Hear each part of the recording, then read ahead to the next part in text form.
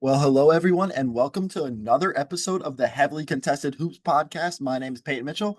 Today I'm outside looking at the lovely scenery and listening to the hustle and bustle of cars. I don't know if you're going to be able to hear it. We're going to find it out. There's going to be a plane flying overhead a few times here and there, but guess what? I'm going to cut that out because it's not needed. So, today is the day of the NCAA National Championship, and I could not be more excited. Now, if we're going to be honest, this could be a blowout, and this could be the worst Final Four that we have ever seen. The first games on the other day, they were absolutely terrible. I mean that UConn, the UConn Illinois game, it felt like it was UConn's game the whole way.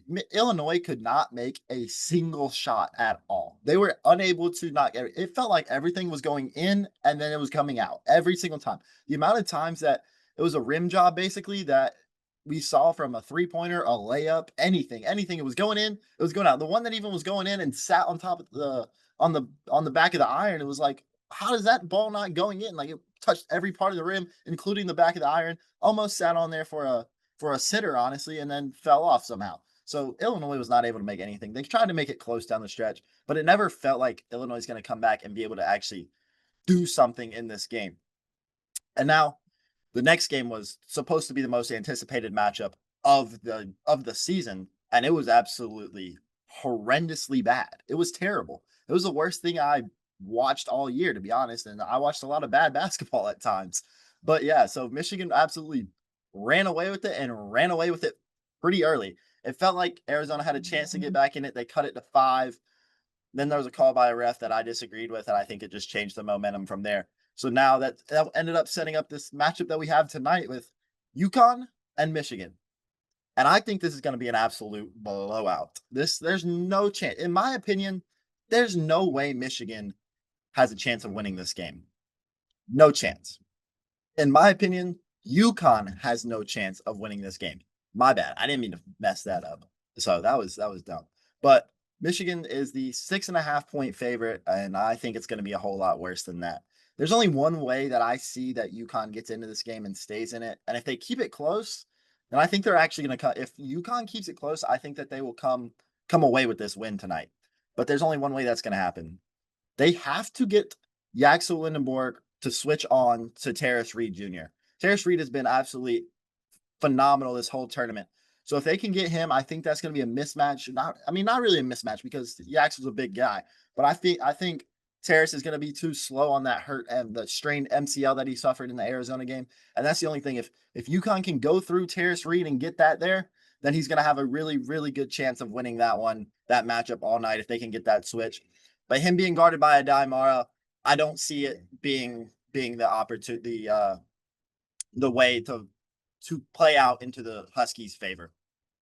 But so let's just look at these stats. I mean, Terrace Reed has been phenomenal all year. Also, UConn's going to have to shoot the three a lot better than what they did. I know it wasn't terrible to hit 12 threes because Illinois only hit 6, but they still didn't shoot it well at all. It was not the prettiest thing. They're going to have to shoot it really, really well tonight. UConn is going to have to play the perfect game to win in this one.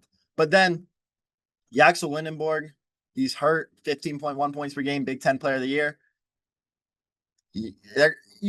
Michigan's going to have so many other people that can show up in this one. Adai Mara, Elliot Cadeau. Cadeau played insane. He was knocking down threes that he just never hit at UNC. So in that fact, if Michigan just stays as dominant as they have been all year, it's going to play out in their favor, and they could win this one by 20. Oh my goodness, I kicked the table. And then after that, they are going to end up being this is going to be the most dominant run we've seen. They've been dominant all year. They're lost to Duke. The fact that they lost to Duke and this UConn team beat Duke shows me that there's at least a little hope for UConn. There's a little hope. But Michigan's just been dominant all year, and there's no way it's going to be close tonight. And if it's close, congrats to UConn. I'll be ecstatic if it's close. If it's a good game, I will be so happy. But in the back of my head, I'm just like, this game is going to be atrocious, just like the rest of this Final Four has been. But that brings me to the second part of the Final Four talk. The NIT Championship Final Four, Championship and Final Four, 100% better than the actual tournament Final Four. And there was no reason for this. I mean, I don't know if you saw this Tulsa Auburn game, but goodness. the way this Auburn was up 21 at one point. They were up 21 with about 15 or in the first half at one point they were up 21. And then with 9:55 left, Tulsa took the lead 61-59. Fast forward, they end up leading by 5 at one point or 6 at one point, and they were up 4 with 11 seconds left. I'm looking at the little win percentage meter. It's Auburn, Auburn, Auburn, Auburn, Auburn, Auburn. Tulsa had a 95% chance to win with 11 seconds left after Tahad Pettiford missed a three-pointer that was bad, and then Tulsa fouled. Auburn missed the first free throw, made the second, and then Tulsa had 2 timeouts left.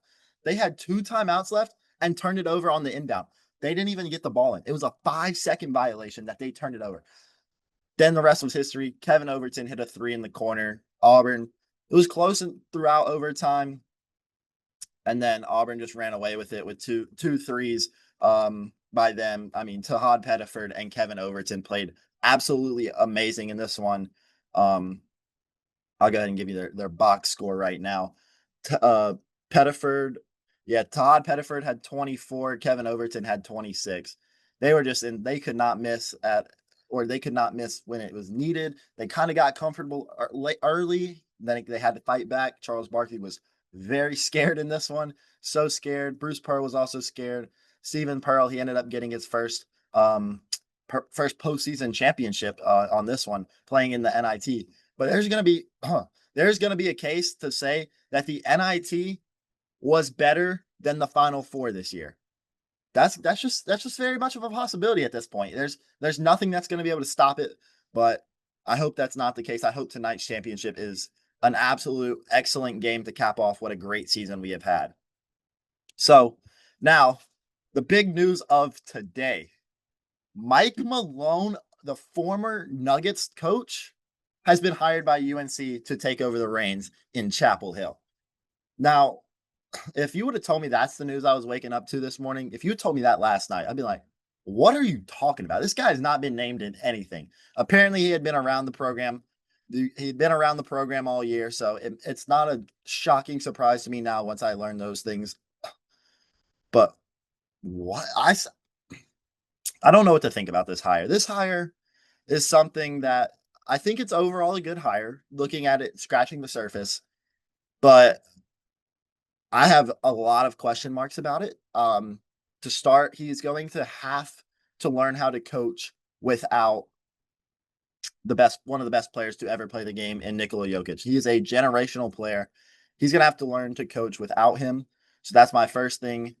And then everyone talks about he's going to be able to develop players, but guess what? No one stays long enough to develop anymore. You're either one and done or you're hitting the portal. So I don't think that really is a reason to say this is why it's a good hire. I think that's a dumb reason, but there's that. And then second off, there's also cons, and this is why I think the pros outweigh the cons in this one. He is a great coach, 100%. He knows how to coach. He's been around the game for a long time. He's not been in college since 2001, which is another con. He doesn't know the way of roster turnover anymore. But I feel like not many people know the way that's going right now, so I feel like it's able to help him out. And then the fact that the pros of this are he's a great basketball coach. The game is the game. It's simple. Let's play with a basketball and or a volleyball and a peach basket. It's not going to get any different than that. He's still going to have the schemes. I'm scared to see what it's down the stretch of games because he doesn't have a guy like Jokic that he can just say, give the ball to him and go make a play, because there's been some great plays that we've seen from Jokic over the past few years. He's developed Jokic very, very well. The wind is getting to me right now. But other than that, that's that. He's good. And then this is a reason, another for a good hire is that Malone, the portal opens tomorrow. So he's going to have his GM. The GM is going to be able to help him move along when getting these players, scouting these players, recruiting these players in the beginning. Then once he gets a hold of that, I think in the end, it's going to be really good for him to overall and go ahead and take over the reins at UNC. As we know, the standard is to be a top team in the ACC, make a run in March, and that's the UNC standard for all sports. So it's going to continue that way with Malone. Malone doesn't like to lose. I don't. There was no reason he should have ever been fired from the Nuggets, but he didn't get along with the front office staff. So that's kind of what happened. But the fact that they had to end up getting to this situation is because the portal was opening tomorrow. If the portal opened in a week from now, I think this would not have been the hire. The fact that now that they have a coach, it'll help them get the players in the portal after Tommy Lloyd turned it down and Desi May said he did not want the job. Those were obviously the two candidates that were possible. Billy Donovan was another one, but he said he wasn't going to entertain talks until after the season, and that's already going to put you behind, which is not a good case for him. Like if you have the chance to leave, just leave. The Bulls are not winning anything. So Mike Malone in UNC now. We're going to see a new face on that sideline. But I honestly like that. I like that example. I like that coaching hire, and only time's going to tell of how this really worked out to tell us if it's a good hire or not. Overall, I think that it is. Now, the next thing news that came out of this week was the fact that President Donald Trump signed an executive order that said, here, I'm going to read it for you. The order aims to limit NCAA athletes to 5 years and 1 transfer without any consequences. In my opinion, I think this is a great idea. And the other reality side of this, it's not going to work. It's not going to happen. We've seen multiple executive orders be struck down this year.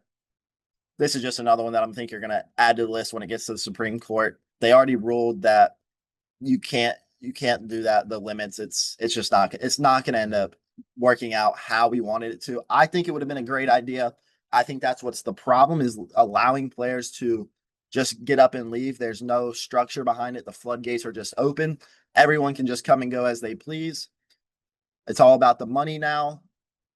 But the fact that this is even a possibility, I mean, if it's a possibility that it could work, hey, props to President Trump for doing this and trying to make a cause for this. It could be a publicity stunt, but I mean, I'd like it to happen. I'd love to see this happen. 5 years, limits you to 5 years, 1 transfer, bring back the game to where, like I said with Mike Malone, he'll be able to let players develop because they have to stay under him for a certain amount of time.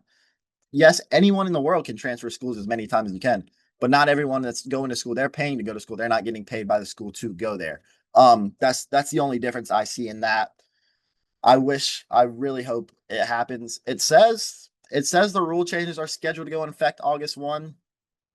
And then apparently the school that doesn't do this is going to lose federal funding. I don't see how all this will actually end up coming to fruition, but I would absolutely love for this fact to end up coming. Give them 5 years, 1 transfer at a time. You have to really think now about, do I want to really spend the rest of my life here? Am I gonna stay the course, see the storm, and get better when I'm not getting the playing time that I am wanting? I mean, other than that, if the NCAA can do that, if it's gonna happen, hey, I'm all here for it. But in reality, I don't see it actually coming to fruition because of what we've seen in the past, and I don't think the executive order is going to stand up when it goes to the Supreme Court. And then other news that I'm absolutely just pissed about. I'm just so mad about this one. The tournament is going to expand from 68 teams to 76 teams. The win, baby. Oh my goodness, it's getting my hair. Tournament is going to go from 68 teams to 76 for both the men's and the women's tournament. And now, let's be honest.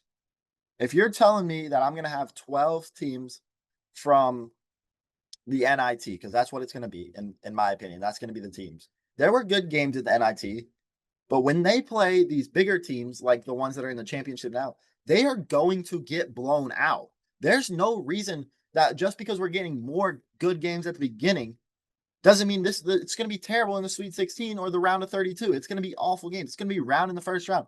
That magic of the first day of the tournament and the anticipation of upsets, you're not going to have upsets when you expand this to with 12 more teams. Or no, not 12 more teams, 8 more teams 12 more games that they're going to do in the play. They're going to have 12 games in the play-in now. So they're going to have to just get rid of it being called the first four, move it out of date. It's going to be multiple places.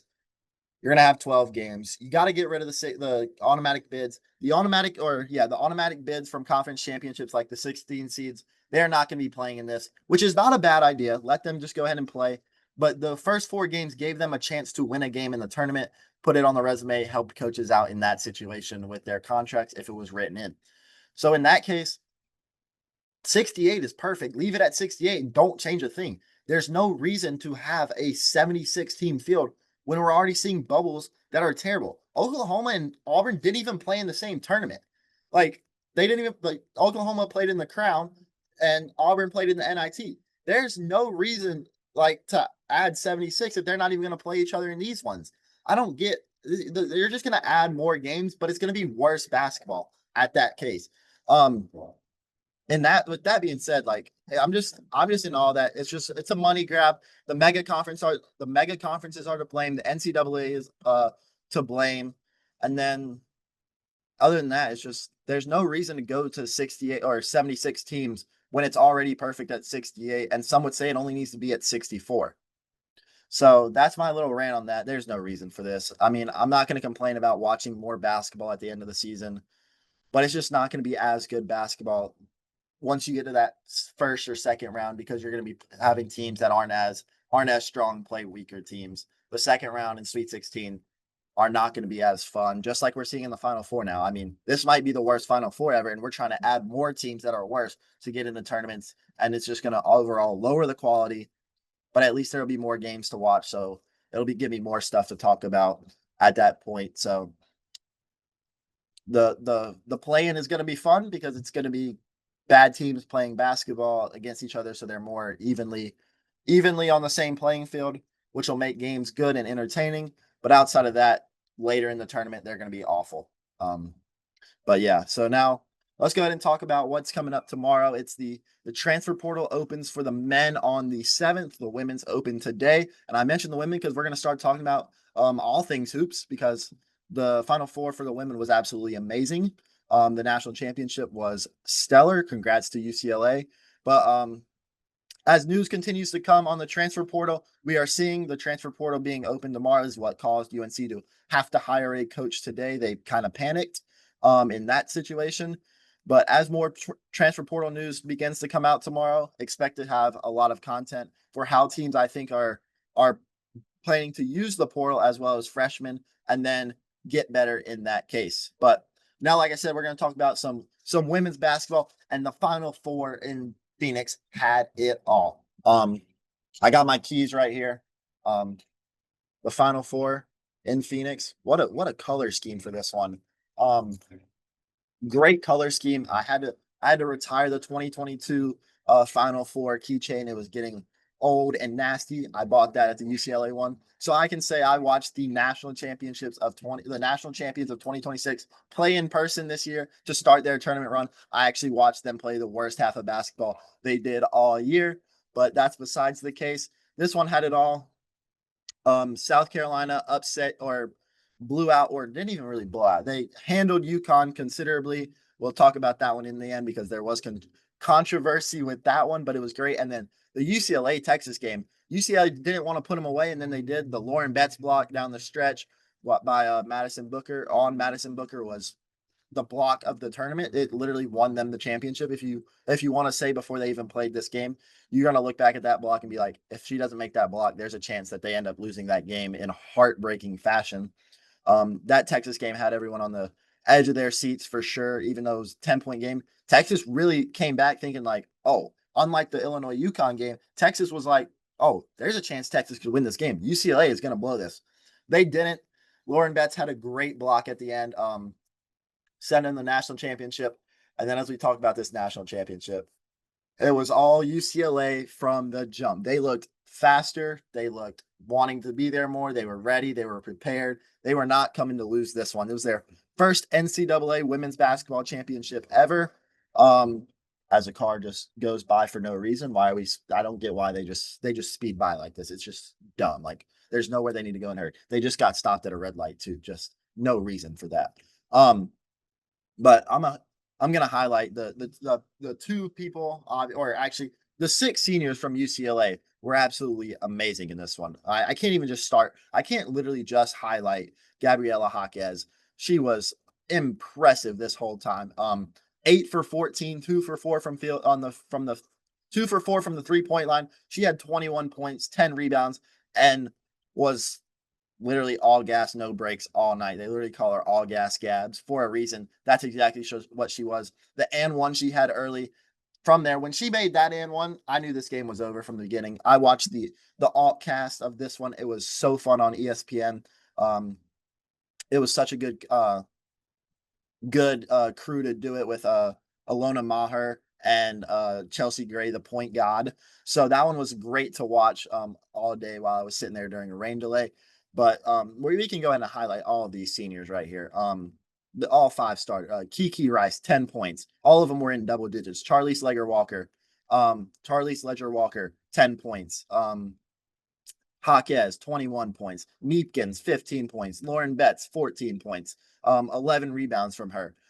Lauren Betts, tournament most outstanding or final four. I don't even know. Is it final four most outstanding player or is it tournament most outstanding player? I know everyone's fed up that Jaquez should have won the MOP, but no, it's for the whole tournament or the final four. Lauren Betts a double in both of them. There's no reason that she was not going to be most outstanding player. She was a little surprised when she heard her name. She thought it was just for one game too. But no, Lauren, you've been great all season. There's nothing else you can do. And she only played 4 minutes in the first quarter because she was dealing with a little cough thing. But other than that, she was absolutely great. And this UCLA team lost one game all year. One of the greatest teams that we've ever seen. Absolutely ran through the Big Ten, ran through this tournament, and I literally watched them play the worst half of basketball they did in this entire tournament against the 16 seed in Cal Baptist. That was the worst half of basketball that they played in that tournament, and I watched it. It was so bad. It was terrible. But I went to the game because I knew that there was a chance that they would win that UCLA game, and I absolutely love basketball. So it was great. It was great to watch. But gosh, they played their worst half of basketball when I was there. And then they ended up blowing out the Gamecocks, the storied program of the Gamecocks by 28. So it was never even close. Gabriela Jaquez was absolutely impressive. She's going to be the steal of the WNBA draft. So if y'all were watching that last night, that's someone I'm taking for sure if she is still on the board. Lauren Betts gotta be your number one overall pick. She's just stellar. She's 6'7", absolutely insane. Gets to the rim, dominant the whole time. She was just absolutely dominant the whole tournament and the whole time. Actually, they were not dominant that first half that I watched. They were awful. They would not feed the ball inside. I don't know what they were doing. They were just playing with their food. But other than that, congrats to UCLA for finishing the job this year after falling short in the Final Four last year. First NCAA Women's Championship for their program. Now we got to talk about this Dawn Staley and Gino Auriemma, this little feud they had. I love the fact that Gino was hot, but the apology he had after was just lackluster. There was no reason for him to do that. Everything he said was just not true. You saw Sarah Strong, she ripped her jersey. Like anything he was saying about that, come on, she ripped her jersey, dude. You gotta take your losses with grace. Dawn was not backing down from that. But in sports, we love the rivalries like that. We shouldn't shun a fact on that. We should talk about it, say it probably shouldn't have happened in that way.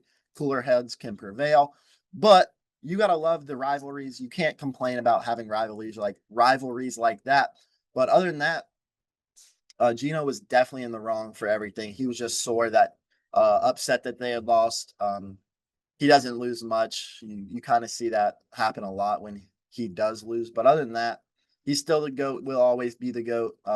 12 national championships, 25 Final Four appearances. I don't think there's been a year since like 2008 that a UConn men's or women's team has not been in the Final Four.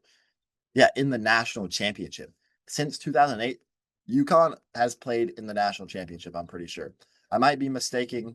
No, it's the Final Four. They did not play in the national championship a couple of those years, if I'm not mistaken. But other than that, seeing them on the final weekend every year is something you cannot take away. But Gino does not need to act like that at the end of the game. Everything that he said was wrong. I watched the video many times. I don't even know what he was saying. If the lip readings are correct, he was completely in the wrong. But you got to love the rivalries, obviously. Making more rivalries in sports like that is going to make everything grow exponentially because people will become the villain, and that's exactly how it needs to be. But I'm gonna get off the soapbox there and go ahead and say thanks for watching this episode. I hope you got something out of it. Sorry if there was noise. I'll try to fix that in post. But for my daily plug, continue to follow here on YouTube or Spotify, whichever one. But take a look at the TikTok at HCH_pod. We post short form content. We're going to start talking about multiple different kinds of sports. And then you got my Instagram too, heavily contested hoops, and then the YouTube shorts, everything on YouTube you are seeing on TikTok too. So I hope you have a great rest of your day, and let's hope that this national championship tonight is not bad, and hopefully fingers crossed that it's a good game.